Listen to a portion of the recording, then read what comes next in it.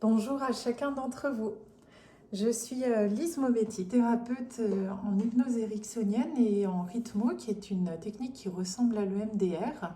Je suis dans l'Isère. Et aujourd'hui, je voulais vous parler d'un sujet qui est important parce qu'autour de moi, dans ma vie privée, puis dans mon travail, j'ai accompagné beaucoup de personnes qui sont restées envenimées dans un deuil pendant parfois des dizaines d'années. Et donc, je prends ce temps pour que vous puissiez avoir conscience de ce qu'est un deuil qui s'est figé, des conséquences que ça peut avoir dans la vie, et bien entendu l'intérêt d'arriver à transmuter tout ça, parce que je commence à avoir pas mal de témoignages dans ce sens, et je trouve que c'est tellement beau que c'est important de le partager. Alors, tout d'abord, pour que vous ayez idée en moyenne de ce qu'est un deuil moyen. Donc tout d'abord, il faut savoir qu'un deuil, en général, il y a plusieurs étapes.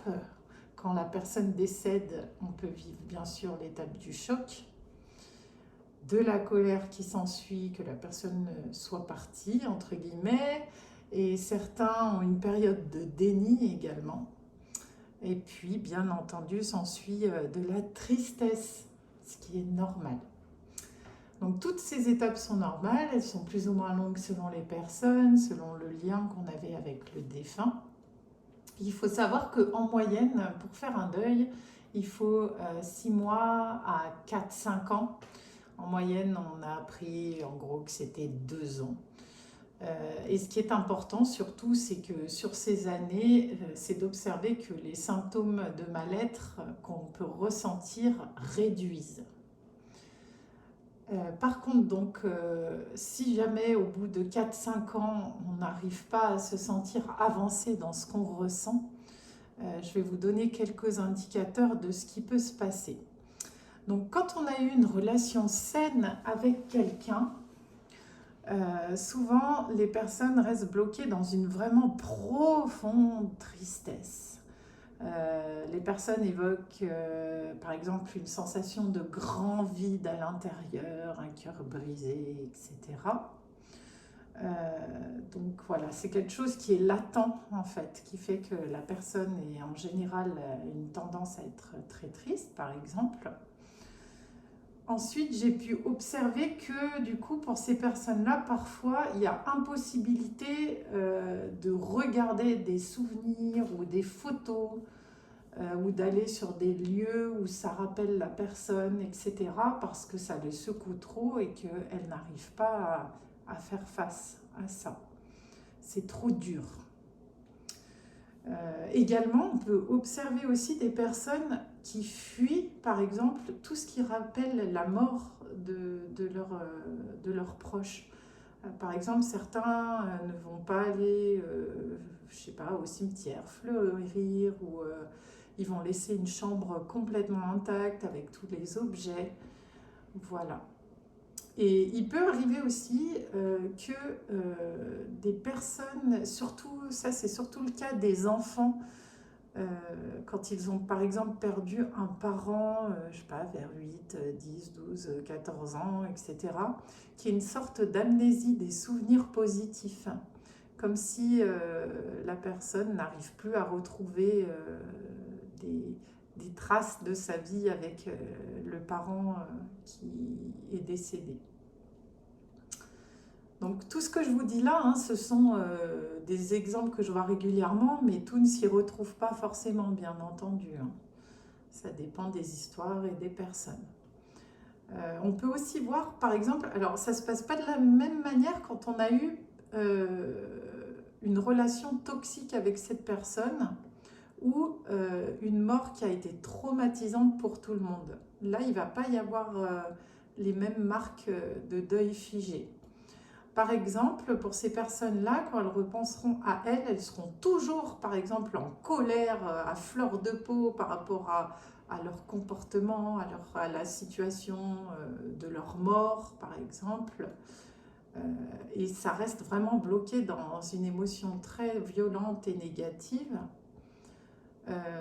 Par exemple, ces personnes peuvent être dans l'impossibilité de digérer le comportement impardonnable de cette personne ou incompréhensible.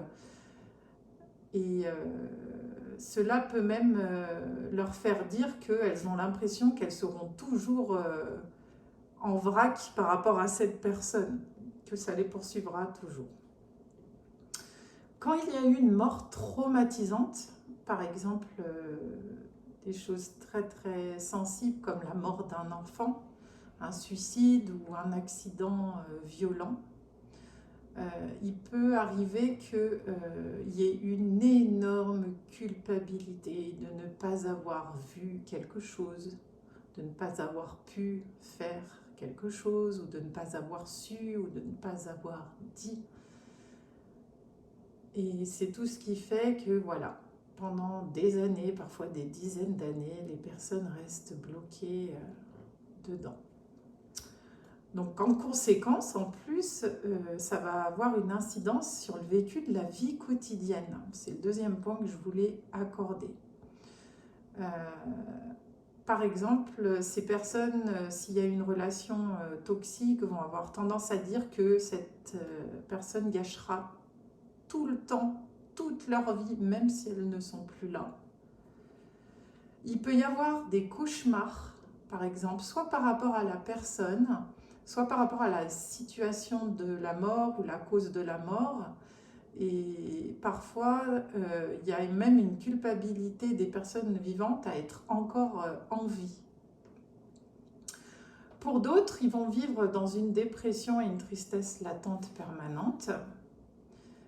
Et parfois aussi, par exemple, il y en a qui ressentent de la jalousie par rapport aux autres qui peuvent continuer de profiter de leurs enfants ou d'autres situations que eux ne peuvent plus avoir avec cette personne qui les a quittés.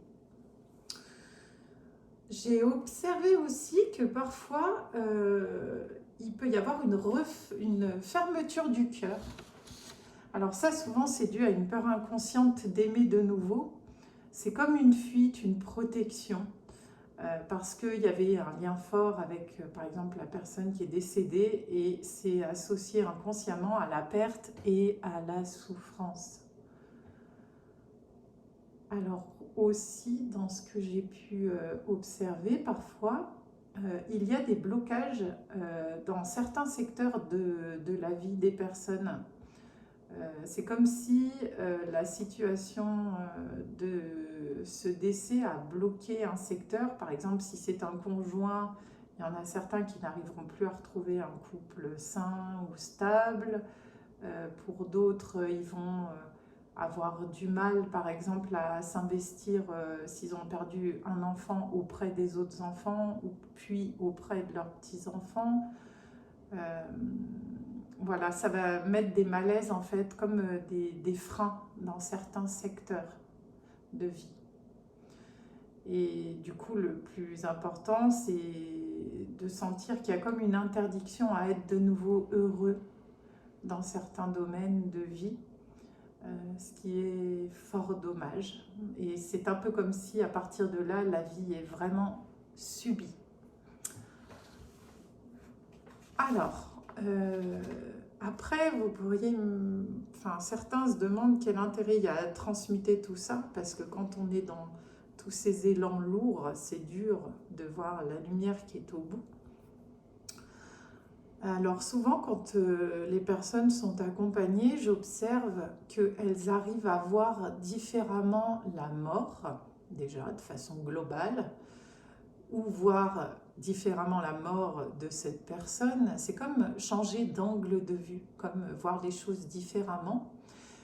Et c'est également le cas de l'histoire de leur vie et de la vie de cette personne. Ça vient, quand c'est transmuté, apprendre à tirer profit et bénéfice de tout ce que ça vient apprendre, à prendre du recul, une forme de sagesse.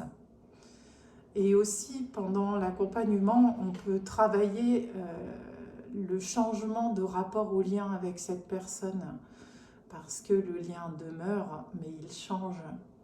Et c'est important aussi de prendre le temps de ressentir tout ça. Alors, ensuite, j'observe que souvent les gens, quand c'est transmuté, ils arrivent à en faire une sorte de terreau pour s'investir personnellement de nouveau plus fort selon les valeurs que ça va développer en eux, l'importance de certaines choses qui revient devant. Et pour certains autres, par exemple, ils vont choisir de mettre leur énergie dans des situations en lien soit avec la mort de la personne, soit avec les étapes qu'ils ont pu eux-mêmes traverser. Et certains autres vont soutenir des associations ou juste des personnes en étant plus à l'écoute de ce genre de problématiques. Alors bien entendu, ensuite aussi, le fait de dépasser tout ça, ça permet de débloquer la vie, de remettre en mouvement, de remettre du plaisir. Et par exemple, ça peut aussi s'appliquer, tout ce que je vous dis là, au deuil d'une situation. Par exemple, tout ce que je vous dis, ça peut tout à fait s'appliquer à des personnes qui n'arrivent par exemple pas à avoir d'enfants ou à faire aboutir une PMA ou autre. Euh, En fait, quand on travaille le deuil, par exemple, d'avoir un enfant idéalement comme on le souhaite, etc., souvent ça enlève une certaine pression et ça permet à la vie de se débloquer et de trouver de nouvelles solutions pour pouvoir profiter, par exemple, d'un rapport nourrissant auprès des enfants, par exemple. Que ce soit ensuite une grossesse qui vient tout naturellement, ou bien l'envie de s'investir auprès d'autres enfants ou d'adopter, etc. C'est comme si ça permet voilà, d'être en paix et de trouver d'autres alternatives. Et pour d'autres, par exemple, ça va être de se réautoriser à accéder à une vie de couple épanouissante, ou etc. Bien entendu, quand tout ça est dépassé, vous vous rendrez compte que quand vous penserez à cette personne, vous vous sentirez d'une part plus en paix avec toute cette histoire, vous oserez plus en parler librement, sans être brassé émotionnellement. Et vous pourrez aussi transmettre tout ce que ça vous a appris de façon positive, les leçons de vie, etc. Et ça permet une certaine transition, transmission, et de pouvoir garder tout ce qui a été intéressant dans cette relation. Donc moi, je vous encourage vivement à vous autoriser du coup à retrouver du bonheur dans la vie et à profiter pleinement de ce qui est là, avec vos valeurs qui seront enjolivées, plus incarnées, et surtout de vous autoriser à réouvrir votre cœur, parce que je suis sûre que cette personne vous le souhaite fortement si vous avez eu un rapport sain, et que si vous avez eu un rapport malsain, tout ça va vous aider au contraire à vivre de façon plus incarnée tout ce qui rend une relation saine sur cette terre. Voilà, donc je vous invite à oser demander de l'aide si c'est nécessaire, et aussi à partager cet audio aux personnes qui pourraient être intéressées, concernées, pour pouvoir petit à petit les aider à franchir certaines marches. Je vous mettrai en commentaire dans la présentation, si vous le souhaitez, la présentation de mon travail et de mon accompagnement, si ça vous intéresse, et si vous voulez venir vers moi. Et sinon, n'hésitez pas, bien entendu, à demander de l'aide à des collègues qui sont aussi tout à fait compétents. Si cela vous a aidé ou vous a intéressé, merci de mettre un petit pouce, de liker cet audio, et puis de le partager. Voilà, je vous souhaite une très très belle journée. Prenez soin de vous et de ceux que vous aimez. À bientôt!